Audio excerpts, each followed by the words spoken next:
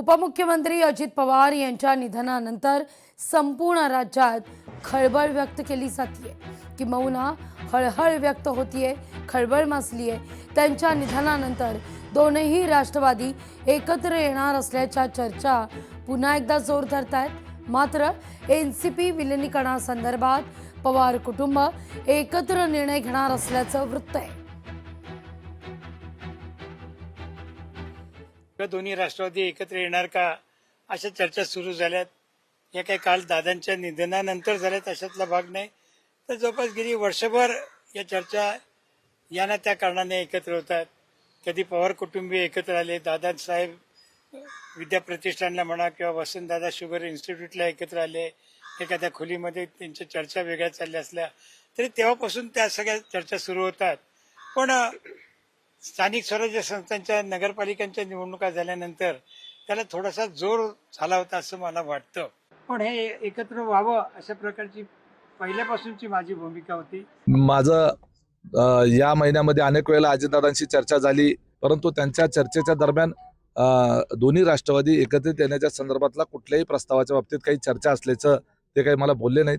मी अनेक वेळेला त्यांना या बाबतीत विचारलं होतं, परंतु तसा कुठलाही प्रस्ताव नसल्याचं ते वारंवार सांगायचे। आज दादा हयात नाहीयेत, त्या पार्श्वभूमीवर या संदर्भामध्ये आज रोजी कुठलंही भाष्य करणं हे आतताईपणा होईल आणि माझं त्या संदर्भामध्ये मी बोलणं हे तर अजिबातच योग्य राहणार नाही, कारण तो अति वरिष्ठ लेवलचा विषय आहे। अजितदादाची ही मनापासूनची इच्छा होती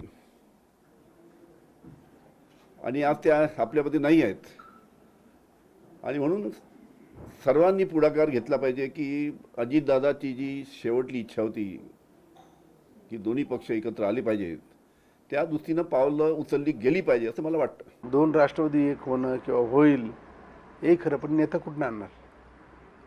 लिडरशिप कुठे आहे? आता दादा होते तर आम्हाला आधार होता। आज कुठलीही रिस्क घ्यायची, कुठलंही काम करायचं तर दादा असायचे। शेवटी ते आमचं कुटुंब आहे। आज जरी म्हणला तुम्ही तर कुणाला वाटतं आपलं घर तुटावं? आज जर एक झाले, एकत्र परत एकदा हे केलं तर महाराष्ट्रासाठी ते गरजेचं आहे। राष्ट्रवादीसाठीच नाही तर महाराष्ट्रासाठी गरजेचं आहे।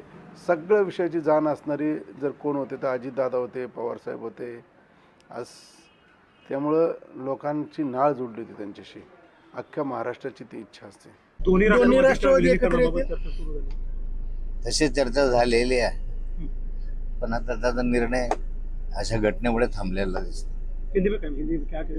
दोनों राष्ट्रवादी साथ आएंगे, दोनों राष्ट्रवादी एक साथ आएंगे। राष्ट्रवादींनी एकत्र यावं न यावं, पण मला वाटतं की दोन्ही राष्ट्रवादींनी आम्हाला वाटतं, महाराष्ट्रातील अनेक राजकीय नेत्याला वाटतं की दोन्ही राष्ट्रवादी एकत्र यावे, दुभंगलेली मंत्र जुळावीत। आता दादा तर नाही आहेत, अशा परिस्थितीमध्ये एक कुठलाही पक्ष असेल त्या पक्षाची ताकद एकवटावी आणि महाराष्ट्रातील जनतेला त्या पक्षाकडून काही अपेक्षा आहेत त्या अपेक्षेच्या पूर्ततेसाठी दोन्ही राष्ट्रवादींनी एकत्र आलं पाहिजेत असं मला वाटतं।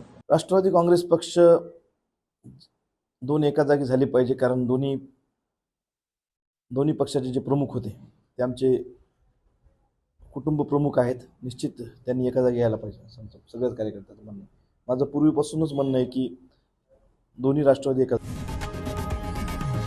लोकशाही मराठी ऐका, पहा, जागरूक रहा।